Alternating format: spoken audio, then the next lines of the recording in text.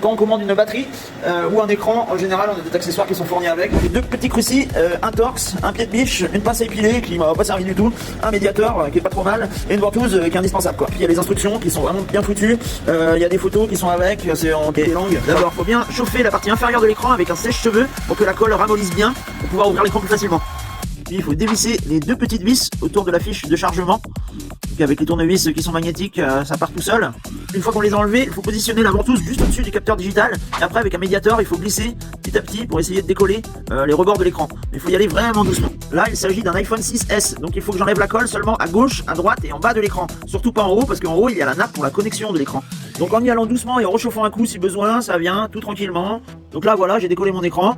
C'est un iPhone 6S, donc au-dessus des 6 et des 6S, il faut enlever la colle sur la partie inférieure, gauche et droite de l'écran. Voilà, là la photo à gauche, là c'est les iPhone 6, 6S et avant. Et c'est cette photo là, c'est les iPhones au-dessus, les 7 et les iPhones supérieurs. Ensuite il faut enlever les deux vis et la protection de la nappe de la batterie. Juste là, délicatement.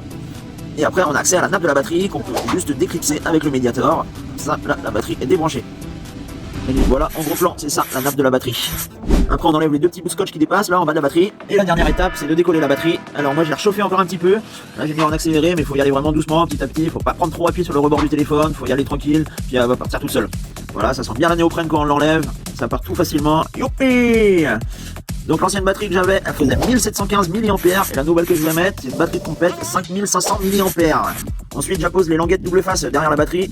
Comme ça, dans ce sens-là, j'enlève la partie protectrice, je repose la batterie, en faisant bien pression dessus, que ça colle bien, je reclipse la connexion de la batterie, j'enlève les deux protections des languettes, et je colle les deux languettes qui servent à maintenir la batterie, puis je refixe la protection de la nappe de la batterie, et je repositionne les deux vis pour la fixer.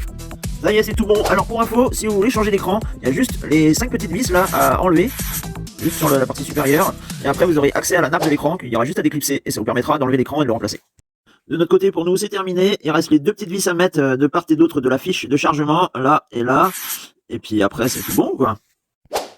Deux coups de tournevis et c'est réglé. Et l'ultime test, le démarrage du téléphone. Tout est bon.